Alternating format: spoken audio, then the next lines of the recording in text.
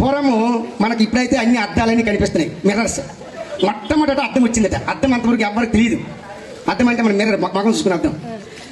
ఒక రైతు పొలం తొంతుండి వాడికి అక్కడ ఒక అద్దం మొక్కింది, చిన్న అద్దం మొక్క దొరికింది. అద్దం పింకు. ఎప్పుడు అంత ముందు ఎవరో చూశారు, అద్దం పడిపోయి రైతుకి ఆ పొలం తొంతుండి అద్దం దొరికింది. వాడు చూసుకోలేదు మగం. అది మొక్క ఎప్పుడు చూసుకోలే.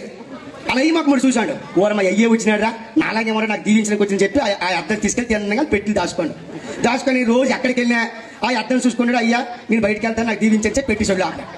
ఇలాగా రోజు ఎక్కడికి వెళ్ళి క్యాంప్ వెళ్ళినా అద్దం తీయడము, మొఖం చూసుకోవడము, ఉదయం తెలియ లేచిన వెంటనే అయ్యా బాగుండవా అనుకుని అద్దం చూడడము, మళ్ళీ పెట్టి దాచడము.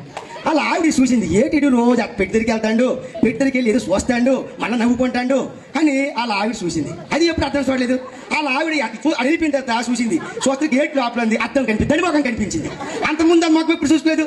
సో వాళ్ళ అమ్మ నాయన ఎవరితో కింద పెట్టున్నాడు రా, ఏ లంచి కింద పెట్టినాడు, గంటల కన్నా ఏ లంచి కింద తెచ్చి పెట్టినావు చెప్పు, నేను ఎవరితో ఉంచాను, ఎవరితో లంచి అని ఇది అడిగింది. నేను ఎవరితో పెట్టినా మా అయ్య అంటాడు. చూడే మా అయ్య, అది చూసింది, ఆ లంచి ఉంది, మా అయ్య చూడే మా అయ్య, అది చూసింది. లంచి కన్నా చూడు, గంట కన్నా లంచి పెట్టినది. సరే ఈ తగు ఇలాగైపోయి మొత్తం పైన ఊర్లో పాకేసి ఒక ముసలి ఆవిడ, ఏటమ్మా ఎంతవరకు మంచి బతికోలు, చాలా అన్యోన్యమైన దంపతులు, మరి మీరు ఏమి దెబ్బలాడుకోని అడిగింది.